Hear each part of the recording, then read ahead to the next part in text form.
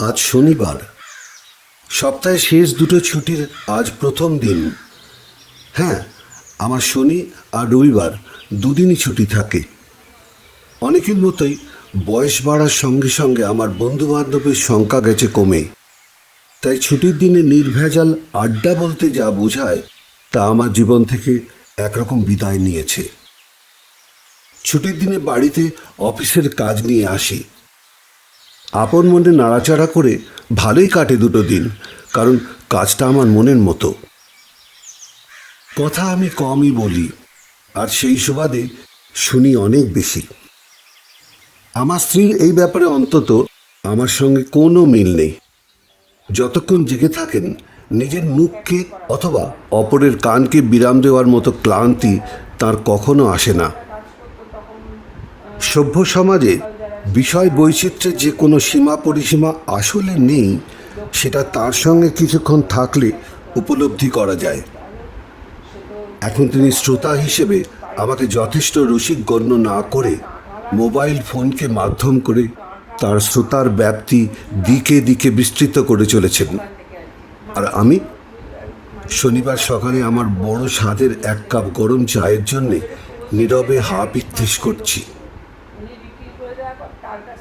এই কলটা চলছে প্রায় ৪৫ মিনিট। শনিবারের সকাল এক কাপ চা পেলাম না এখনো। কি বকতে পারে রে বাবা! ভাবছি যে শুনছে তার কানটি বিধাতা কি দিয়ে বানিয়েছিলেন। বিষয়বস্তুর তো কোনো মা বাপ নেই। এই রে, রেগে বক বক শুরু করেছে এবার। এখন রাখছি রে, পরে কথা বলবো। না না, তুমি চালিয়ে যাও, কোনো অসুবিধা নেই। উল্টো দিকে যিনি শুনছিলেন তিনি সুস্থ আছেন তো? না, আমি তার শ্রবণ যন্ত্রের ক্ষমতার কথা ভাবছিলাম আর কি। টেলিফোন বিলটা একটু বেশি এসেছে এ মাসে, তাই এত খোঁটা। সামনের মাস থেকে আমার টাকা থেকেই আমি দিয়ে দেব, তোমাকে আর কষ্ট পেতে হবে না। আরে সে কি, গৌরীবাবু স্বয়ং তোমার সামনে এক পায়ে খাড়া হয়ে রয়েছে ম্যাডাম। তুমি সখী ডরাইলে শেষে সামান্য টেলিফোনের বিলে? তোমাকে টেলিফোনের বিলে কাট করবে এমন বিল টেলিফোন কোম্পানি বানাক দেখিনি, দেখি ঘাড়ে কটা মাথা আছে। দেখো, তুমি কিন্তু এবার আমাকে রাগাচ্ছ। এই দেখো, আমি তো তোমার হয়েই কথা বলছি। তাছাড়া এতক্ষণ কানে টেলিফোন ধরে রাখলে তোমার ভাইয়ের ব্যাপারটা নিয়ে কি একটা বলছিলে না, সেটা কখন শুনবো? আমাকে টেন্ডারটা নিয়ে বুঝতে হবে এক্ষুনি। ওমা, তুমি কথাটা শুনছিলে? আমি ভাবলাম ফাইলে যেভাবে মুখ গুজে আছো সে কথা তোমার কানে বোধহয় যায়নি। বলছিলাম শুভর অফিসে খুব গোলমাল। কেন, কি হয়েছে? শুনছি ওদের অফিসে বেশ কিছু লোককে নাকি ছাঁটাই করবে। ভীষণ অশান্তিতে আছে শুভ।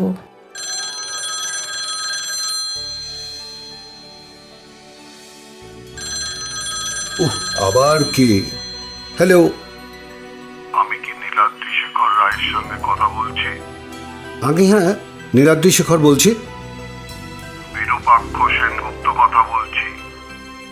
নাম শুনে কি চেনা যাচ্ছে, নাকি আরো পরিচয় দিতে হবে? আর একটু পরিচয় দিলে ভালো হতো, ঠিক মনে করতে। বিরুকে মনে পড়ে? সেই হেয়ার স্কুল, মির্জাপুর স্ট্রিটের পাড়া। আরে বীরু, কি খবর তোর? এতদিন পরে মনে পড়লো? চিনতে পেরেছিস তাহলে? কি বলছিস চিনতে পারবো না? পারিসনি কিন্তু প্রথমে। কতদিন পরে বলতো? কম করে 40 বছর। একটু সময় লাগবে না? হ্যাঁ, তা হবে। তখন স্কুলের গণ্ডি পার হয়েছি মাত্র। তোকে এখন দেখলে চিনতে পারবো কিনা কে জানে। আমার টেলিফোন নম্বর পেলি কি করে? সব কথা বলবো সাক্ষাতে। আগে বল, আজকে ফ্রি আছিস কিনা? আজ আমার ছুটি, বাড়িতেই আছি। বাড়ির ঠিকানাটা বল চট করে। তোর সঙ্গে খুব দরকার আমার, আর আজই দেখা হওয়াটা জরুরি, নইলে দেরি হয়ে যাবে। দরকারটা কি বল না, খেয়ালি করছিস কেন? বললাম তো সাক্ষাতে বলবো। ঠিকানাটা বল। লিখে নে, 25 নম্বর লেক ভিউ রোড, কলকাতা 29। প্রিয়া সিনেমার কাছে এসে আমাকে একটা ফোন করিস। লোকেশনটা বলে দেবো। বিকেলে কখন গেলে তোর বউ বিরক্ত হবে না বল? বিরক্ত হওয়ার কোনো কথাই নেই। আয় না 5টা নাগাদ, চা খেতে খেতে গল্প করা যাবে। ওই কথাই রইল তাহলে, বিকেলে দেখা হচ্ছে। কে গো, কার সঙ্গে কথা বলছিলে? বিরু বাড়িতে আসতে চাইছে আজই। কি ব্যাপার খুলে বলল না। বীরু কে? বিরূপাক্ষ সেনগুপ্ত, আমার ছেলেবেলার বন্ধু। কি নাম বললে? বিরূপাক্ষ সেনগুপ্ত? কেন, তুমি চিনো নাকি? ইনি কি সেই নাট্যকর্মী বিরূপাক্ষ সেনগুপ্ত? তা তো জানি না। আজকালকার নাটকের খবর আমি রাখি না, কি করে বলবো বলো? যদি তিনি হন তবে কিন্তু উনি খুব বিখ্যাত লোক। তবে তিনি অন্য লোক বলে মনে হয় জানো। তোমার বন্ধু, অথচ তুমি যখন জানো না তিনি বিখ্যাত নাট্যজগতের লোক কিনা, তাহলে নিশ্চয়ই উনি সেই লোক নন। দাঁড়াও দাঁড়াও, নাটকে অভিনয় করেন বললে না? হ্যাঁ, তোমার এই বন্ধুও কি নাটক টাটক করেন নাকি? ছেলেবেলায় আমি আর বীরু মির্জাপুর স্ট্রিটের এক নাম গোত্রহীন এদো গলিতে পাশাপাশি বাড়িতে থাকতাম। কলেজে পড়তে দুজনেই রাজনীতি করতাম। প্রথম দিকে না হলেও পরে মতাদর্শের বিরোধ দেখা দিল। সেই বিরোধ একসময় চরমে উঠেছিল। এরপর বীরু কলেজ ছেড়ে চলে গেল, আর চলে গেল তার সঙ্গে আমার সব যোগাযোগ। জানো কস্তুরী, পাড়ায় আমরা ছিলাম খুব পরিচিত মুখ, আর ক্লাবের ছিলাম পান্ডা। আমাদের নাটকের একটা দল ছিল। আমার যেমন নাটক, গান, বাজনার দিকে ঝোঁক ছিল, বীরু ছিল খেলাধুলোয়। কিন্তু দুজনে বন্ধু ছিলাম হলায় গলায়। একদিনও একজন আরেকজনকে ছেড়ে থাকতাম না। বীরুর চেহারাটা ছিল ভারী সুন্দর, আর বয়স বাড়ার সঙ্গে সঙ্গে তার কণ্ঠস্বর হয়ে উঠল সুগম্ভীর। সেবারে সরস্বতী পুজোর পরে পাড়ায় অনুষ্ঠান হবে, পরিচালনার ভার পড়ল আমার উপর। মনে মনে ঠিক করলাম বীরুকে দিয়ে রবি ঠাকুরের আফ্রিকা আবৃত্তি করাবো। বীরুকে প্রস্তাবটা দিলাম। ও আমার প্রস্তাব শুনে কিছুতেই রাজি হলো না। বলল, ওরে বাবা, পাড়া ঝেঁটিয়ে লোক আসবে, তার উপর অত বড় কবিতা। তুই খেপেছিস? মাঝপথে অত লোকের মাঝখানে সব ভুলে যাব। তার পরের ব্যাপারটা ভেবে দেখেছিস কি একবারও? ছেলেমেয়েরা উঠতে বসতে প্যাঁক দেবে, তখন আমাকে কে বাঁচাবে চাঁদু? রবি ঠাকুর না তুই? অগত্যা আবৃত্তি ছেড়ে নাটকের একটা গুরুত্বপূর্ণ চরিত্রে অভিনয়ের ব্যাপারে বীরু রাজি হয়ে গেল। আমার একটা ধারণা, কেন জানি না, ক্রমশ বদ্ধমূল হচ্ছিল যে বীরু এই চরিত্রের জন্য আদর্শ অভিনেতা হতে পারবে। 1 মাস রিহার্সেল চলল চুটিয়ে। প্রথম দিকে অভিনয় ব্যাপারটাই বীরুর আসছিল না কিছুতেই। ও ছিল ভীষণ আড়ষ্ট এবং হাত পায়ের জড়তা থেকে কিছুতেই বেরিয়ে আসতে পারছিল না। তাছাড়া পাঠ মুখস্থ ঝামেলা তো ছিলই। আমারও ছিল গো, কারণ বীরুকে ঠিক মতো মেকআপ করতে পারলে সেই চেহারা আর গলা আমার নাটকের চরিত্রকে ঠিক ফুটিয়ে তুলতে পারবে। এটা কোন নাটক? নাটকের রচয়িতা আমিই ছিলাম। বলো কি, তোমার এইসব গুণের কথা তো কখনো শুনিনি। তারপর? আরও অনেক গুণ ছিল গিন্নি, সব এডিট করে সাবধানে বলতে হচ্ছে। এত এডিট করে আর সাবধানে কেন শুনি? সব কেন কি আর উত্তর হয়? ও, বুঝেছি। পাড়ার হিরো ছিলে, তাই হিরোইনের সংখ্যা ছিল অনেক। আমার কাছে সেগুলো এখন চেপে যাচ্ছ, তাই এডিট করতে হচ্ছে। এই রে, ধরে ফেলেছে। আচ্ছা ঠিক আছে, আপাতত এডিট করেই বলো। এখন একটা ইন্টারেস্টিং জায়গায় পৌঁছেছে। পরে তোমার হিরোইনদের কথাগুলো না হয় ঝগড়ার মুডে শুনবো। ঠিক আছে, তাই হবে। তারপর দিন 15 কাটার পর একটু একটু করে বীরুর অভিনয়টা আসতে শুরু করলো। বিশেষ করে পাঠ পুরোপুরি মুখস্থ করানোর পর। বীরুর জন্যে রিহার্সালের সময়ও আমি কিছু দর্শকের ব্যবস্থা রাখতাম, যাতে ওর নার্ভাসনেসটা কেটে যায়। নাটক মঞ্চস্থ হওয়ার 2-3 দিন আগে বুঝতে পারলাম বীরু নাটকটা উতরে দেবে। দেখলাম বীরুকে দিয়ে যা করাতে চাইছিলাম তার 75 ভাগ পেতে আমার তালিমের পদ্ধতি কাজ করছে। তারপর নাটক মঞ্চস্থ হয়েছিল, এরপর কি হলো? অনুষ্ঠানের পরে দর্শকদের অভাবনীয় প্রশংসা করল বীরু। তারপরে 3 বছর আমাদের ফিরে তাকাতে হয়নি। 3 বছরে 3টে নাটক বীরু অভিনয় করলো রীতিমতো পাকা অভিনেতার মতো। বীরু আমাকে ওর গুরু বলে মানত, আর আমার প্রতি ওর কৃতজ্ঞতা বোধটা ছিল একটু বাড়াবাড়ি রকমের বেশি। এক বয়সী জেনেও মঞ্চে নামার আগে আমাকে ভয়ানক অস্বস্তিতে ফেলে প্রণাম করত প্রত্যেকবার। বেশ গোটা কত কল শো করেছিলাম আমরা। তারপরে এলো দুঃসময়। রাজনৈতিক মতামতের চরম বিরোধের জেরে বীরু আর আমার মধ্যে দূরত্ব বাড়তে থাকলো। কলকাতা হয়ে উঠল এক দুঃস্বপ্নের শহর। একসময় বীরু হারিয়ে গেল আমার জীবন থেকে। তোমার কি মনে হয় তোমার বন্ধু বীরুই কি সেই বিখ্যাত অভিনেতা বিরূপাক্ষ সেনগুপ্ত? বলা যায় না, বীরুর মধ্যে ট্যালেন্ট ছিল, কিন্তু আমি ভাবছি কি এমন প্রয়োজন আজ 40 বছর পরে দেখা দিল যার জন্য আজকেই আসতে হচ্ছে। বীরু বলল আজই দেখা হওয়াটা জরুরি, নইলে দেরি হয়ে যাবে। কিসের দেরি? কেন দেরি? এত ভাবার কি আছে? বিকেলেই তো তিনি আসছেন, তখনই সব বোঝা যাবে। তবে বীরুর গলা শুনি থেকে মনটা 40 বছর আগের আমার সেই মির্জাপুর স্ট্রিটের পাড়ায় ফিরে গেছে। ছবির মতো একের পর এক আমার ছেলেবেলা, আমার পুরনো পাড়া, কত অসংখ্য রাগ অভিমান, সেকালের গান, অনুরোধের আসর, সরস্বতী পুজো, আর সব সঙ্গী সাথীরা এসে ভিড় করেছে। আমায় একটু অবাক করে ঠিক কাঁটায় কাঁটায় 5টার সময় বেল বেজে উঠল।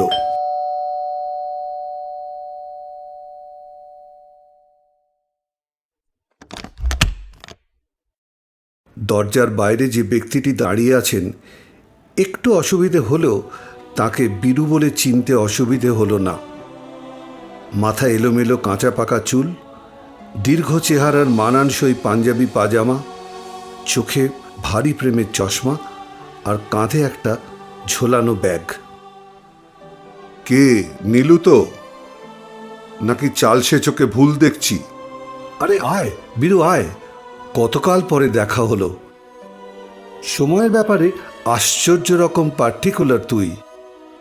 ঠিক কাঁটায় কাঁটায় পৌঁছেছিস। সে তো আমার গুরুর শিক্ষা। সময় মতো রিহার্সালে বা মিটিংয়ে না পৌঁছলে যে গালাগালি জুটতো কপালে, সেটা ভুলে গেছিস নাকি? অভ্যেসটা রয়ে গেছে। খানিকটা তোকে আদর্শ করেও বলতে পারিস। আমি আদর্শ বলিস কি রে? ঠিক ভাবতে পারছি না। তোর দেখছি অকারণ মাত্রা ছাড়া গুরুভক্তি আজও একই রকম রয়ে গেছে। ও ব্যাপারটা তুই ঠিক বুঝবি না। যাকে ওসব কথা পরে হবে। তোর বউ ছেলেমেয়েরা কোথায়? চা খাওয়াবি না? কস্তুরী, দেখো কে এসেছে। আসছি। বীরু, আলাপ করিয়ে দি, আমার বউ কস্তুরী। বুঝতে পারছি না আপনি বলবো নাকি তুমি। নীলুকে তুই তোকারি করে লজিক্যালি তুইটাই হওয়া উচিত, কিন্তু আপাতত তুমিটাই থাক। কি বলো? বাকিটা পরে হয়ে যাবে। আমার কোনোটাতেই আপত্তি নেই। তবে তো ঠিকই আছে। কস্তুরী নামটাও সুন্দর, কিন্তু আমাকে তো নীলু ছাড়া এখানে কেউ চেনে না। তাও নীলু আমাকে 40 বছর আগে চিনত। আমি আপনাকে নামে চিনি, আজ স্টেজে দেখেছি অভিনেতা হিসেবে।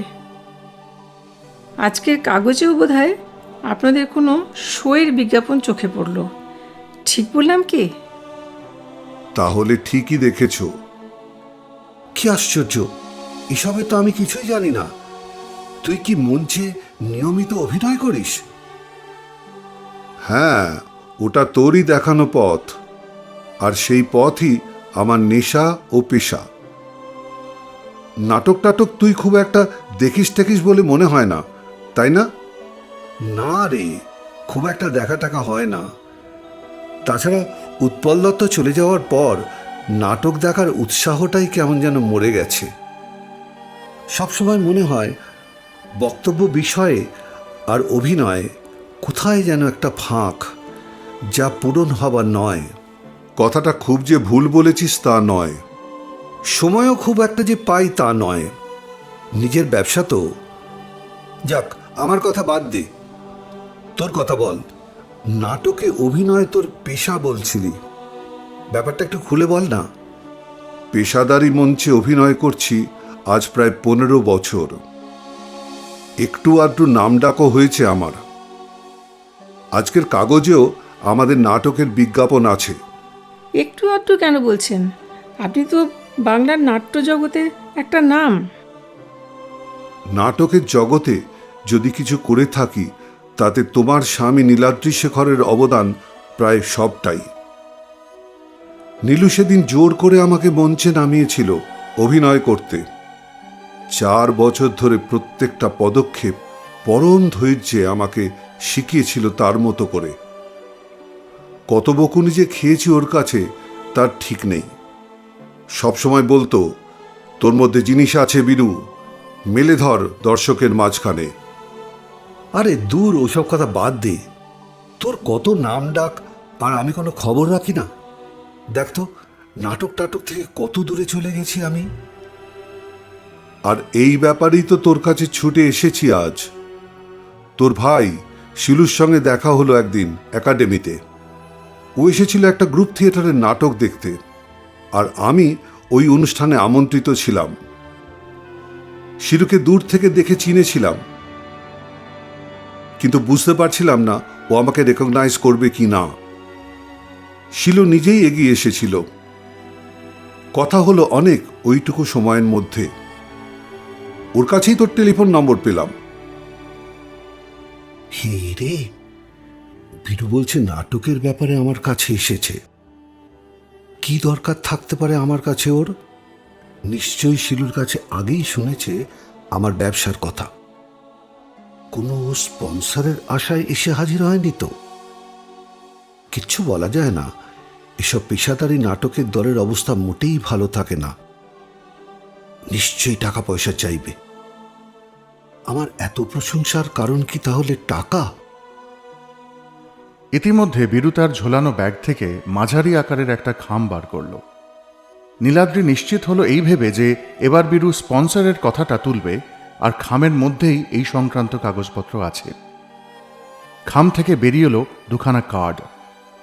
বীরু কার্ডের পেছনে কি সব লিখল, তারপর কার্ড 2খানা নীলাদ্রির দিকে এগিয়ে দিল।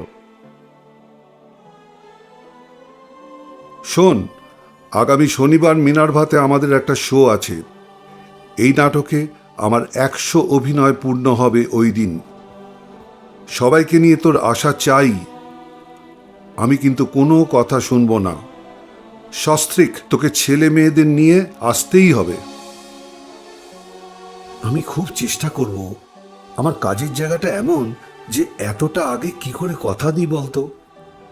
এই কথাটার মানে হলো তুই যাবি না। বুঝতে পারছি মাঝে 40টা বছর অনেক কিছু কেড়ে নিয়েছে আমাদের মধ্যে থেকে, তাই তুই আমাকে কাজ দেখাচ্ছিস। আমি কিন্তু তোকে দেখে কিছুক্ষণের জন্য ফিরে গিয়েছিলাম সেই মির্জাপুর স্ট্রিটের গলিতে। তুই সেন্টিমেন্টাল হয়ে যাচ্ছিস বেশি। সেন্টিমেন্টাল মানুষই হয়, আর সেটা হওয়াটা কোনো অপরাধ নয়। আপনি কিচ্ছু ভাববেন না, আমি কথা দিচ্ছি আমরা সবাই যাব। তুমি কথা দিলে কি হবে? তোমার বরের যাওয়ার কোনো সদিচ্ছা আছে বলে মনে হয় না। আচ্ছা নীলু, কেন এমন করছিস বলতো? আমি তো এই একবারই এসেছি। এমন বিরক্ত তোকে আর কখনো করব না, কথা দিচ্ছি। তুমি কি রকম লোক গো? উনি এত করে বলছেন আর তুমি একটা কথা দিতে পারছো না? তাছাড়া শনিবার তো তোমার ছুটি থাকবে। আচ্ছা ঠিক আছে, এমন করে তোকে আর বলতে হবে না বীরু, আমি যাব। তুই ঠিক বলছিস তো? কথা দিচ্ছিস? আরে বাবা হ্যাঁ, কথা দিচ্ছি। এমন করছিস কেন? আমি সেদিন না পৌঁছলে মাথায় তোর আকাশ ভেঙে পড়বে। হ্যাঁ, তা একটু পড়বে। তার মানে? মানে টানে সব গেলে বুঝতে পারবি। আমি এবার উঠব, অনেক কাজ এখনো বাকি। চলি নীলু। কস্তুরী, গেলাম। আজ ভালো করে আলাপ হলো না, আর একদিন আসবো কিন্তু আড্ডা মারতে।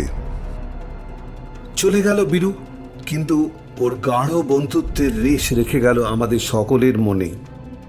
রাতে শুতে যাওয়ার আগে পর্যন্ত আমরা এইসব নিয়ে আলোচনায় ব্যস্ত থাকলাম। আমার মনে কিন্তু একটা সন্দেহ থেকেই গেল। বীরু কিন্তু আমার কাছে টাকা চাইবে, আর সেই জন্যই ওর এত ঘটা করে কার্ড দিতে আসা। তোমার যে কিসের এত সন্দেহ ভদ্রলোককে আমি বুঝতে পারছি না। অত্যন্ত প্রাণখোলা মানুষ, বোঝার উপায় নেই যে উনি একজন স্বনামধন্য অভিনেতা। আমার সন্দেহের যথেষ্ট কারণ আছে। ওর সঙ্গে শিলুর দেখা হয়েছিল। শিলুর কাছে বীরু শুনেছে আমার ব্যবসার কথা, আর তাই ও এসেছে কোনো অর্থ সাহায্যের ধান্দায়। এইসব গ্রুপ থিয়েটারগুলোর টাকা পয়সার অবস্থা মোটেই ভালো থাকে না। ইস, তুমি এসব কি বলছো? সবই তো তোমার সন্দেহ, কোনো প্রমাণ নেই তো? আরে বাবা, তুমিই বলো না। আমার মিনার ভাই যাওয়ার ব্যাপারে বীরু এইরকম নাছোড় বান্দা কেন? এতদিন পরে আমাকে এত হন্যে হয়ে খোঁজার পিছনে কারণটা কি থাকতে পারে? তুমি দেখে নিও, বীরু একটা স্পন্সর টনসর কিছু করতে বলবে। আমি মোটামুটি নিশ্চিত যে তোমার সমস্ত ধারণাটাই ভুল। তুমি দেখে নিও। শনিবার তো আর কটা দিন। শুক্রবার সকালে অফিস বেরোবার আগে আমার মোবাইল আবার বেজে উঠল।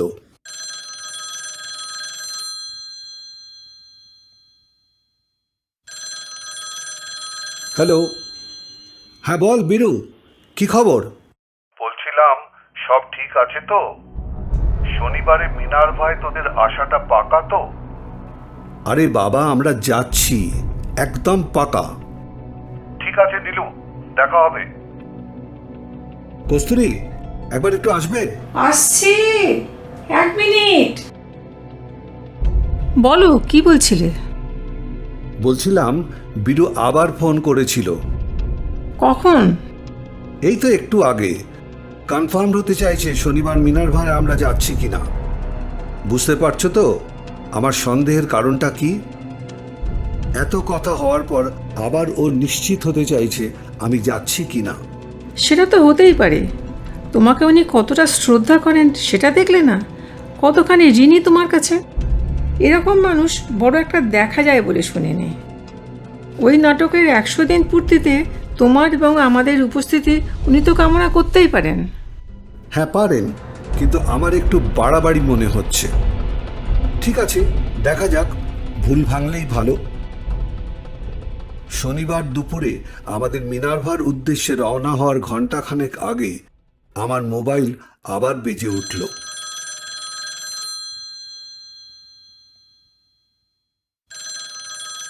উফ, এই সময় আবার কে? হ্যালো। হ্যাঁ বল বীরু। কিরে নীলু, কখন পৌঁছচ্ছিস? তোকে থিয়েটারে না দেখে আমি কিন্তু মেকআপই নেব না। তুই এরকম ছেলে মানুষই করছিস কেন বলতো? আমরা কথা যখন দিয়েছি তখন যাবই। একটু পরে তোকে পারফর্ম করতে হবে মঞ্চে, তাতে মন দে। ওটা অনেক বেশি জরুরি। বাকি সব ঝেড়ে ফেলে দে আপাতত। তোর ধমক খেতে আমি অভ্যস্ত, কিন্তু আজ মিনার ভাই তোর উপস্থিতি আমার কাছে কম জরুরি নয় নীলু। আমরা তৈরি হয়ে গেছি, পৌঁছে যাব সময় মতো। কি বলছেন বিরূপাক্ষ? বলছে আমি না পৌঁছলে মেকআপই নেবে না। তুমি এর পরেও বলবে যে ওর অন্য কোনো ধান্দা নেই? একটু পরেই তো সব বোঝা যাবে। এত সন্দেহের কি আছে? একবারের জন্যও কি উনি টাকার কথা বলেছেন? এত ডেসপারেট বলেই তো সন্দেহটা হচ্ছে। সস্ত্রীক নীলাদ্রি মিনার ভাই পৌঁছে গেল অনুষ্ঠান শুরুর বেশ কিছুটা আগে। কার্ড দুখানা বার করতেই প্রবেশপথে একটা সারা পড়ে গেল নীলাদ্রিকে নিয়ে।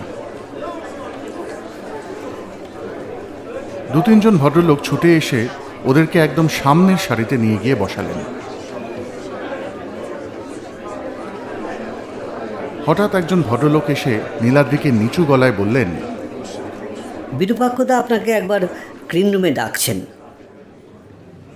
ভদ্রলোকের সঙ্গে নীলাদ্রি ভেতরে গেল। মেকআপ নিতে নিতে বীরু বাইরে এসে বলল, নাটকের শেষ পর্যন্ত থাকবি, পালাবি না কিন্তু, দরকার আছে। সবাই এসেছে তো? ছেলে মেয়ে দুটো না আসতে পারেনি রে, পরশু দুজনেরই পরীক্ষা। তবে কস্তরী এসেছে। নীলাদ্রি আবার দর্শকের আসনে ফিরে আসে। জায়গায় বসে নিচু গলায় কস্তুরী ও নীলাদ্রি কথা বলতে থাকে। কি বলছেন বিরূপাক্ষ? বলছে চলে যাবি না মাঝপথে, অনুষ্ঠানের পরে তোর সঙ্গে দরকার আছে। দরকার তো আমি বুঝতেই পারছি, এত ঘটা করে আপ্যায়ন মানে তো টাকা দিতে হবে। আমি ঠিক কাটিয়ে দেব, টাকা কি এত সস্তা?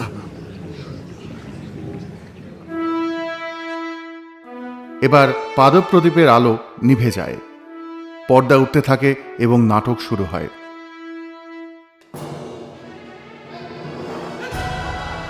মিনিট 10 নাটক চলতে থাকার পর নীলাদ্রি নিচু গলায় কস্তুরীকে বলতে থাকে, আরে এ তো আমার লেখা সে কবেকার নাটকটা। কস্তুরী, তোমাকে সেদিন বললাম না যে বীরুকে দিয়ে প্রথম নাটক করিয়েছিলাম আমি? আরে এ তো সেই নাটক। সে কি, তাই নাকি? আশ্চর্য, তোমার ঠিক মনে আছে? অনেক দিনের কথা তো। এই কথা কেউ ভুলে? আমার সব মনে পড়ে যাচ্ছে।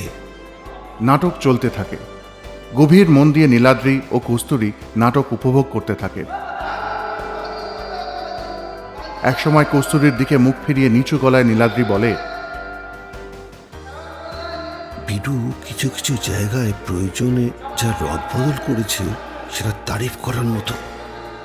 তোমার বন্ধুর অভিনয় অনবদ্য, তাই না গো? সেটা অস্বীকার করার কোনো উপায় নেই। ওর অভাবনীয় উন্নতি হয়েছে।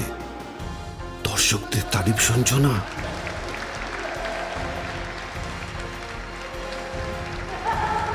একসময় 1.5 ঘন্টার বিরতিহীন এই নাটক শেষ হয়।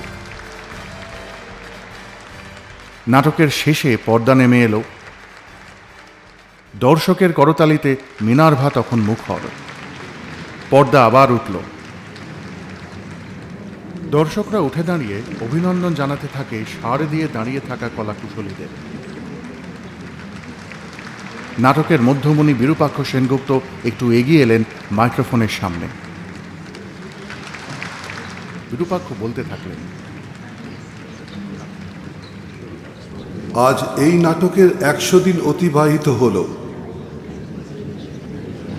এই 100 দিনের দর্শক এবং সংবাদ মাধ্যমের সহায়তায় শুধু অর্থালাভ নয়, যে সম্মান আর প্রশংসা আমরা পেয়েছি তা আমাদের আশাতীত।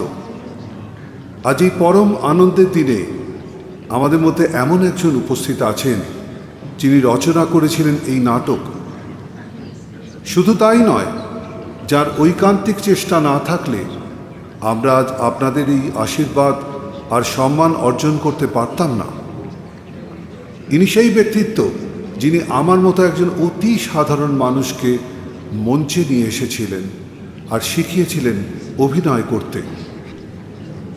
অভিনয় যতটুকু পেরেছি তার সবটুকু যিনি দান করেছেন আর গ্রহণ করে আরও ঋণী হয়েছি যার কাছে, সেই নীলাদ্রি শেখর রায়, যিনি সামনের সারিতে বসে আছেন, তাকে অনুরোধ করব মঞ্চে উঠে আসার জন্য।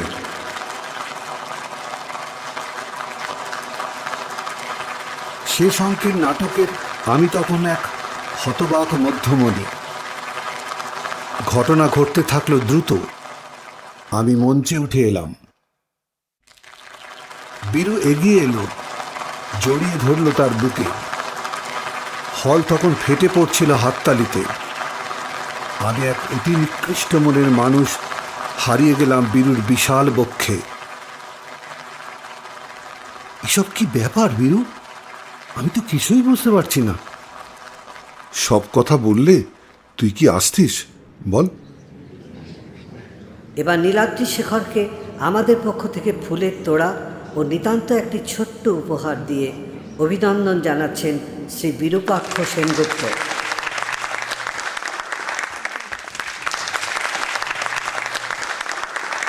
আমাদের এই সামান্য উপহারে তোর ঋণ শোধ হতে পারে না।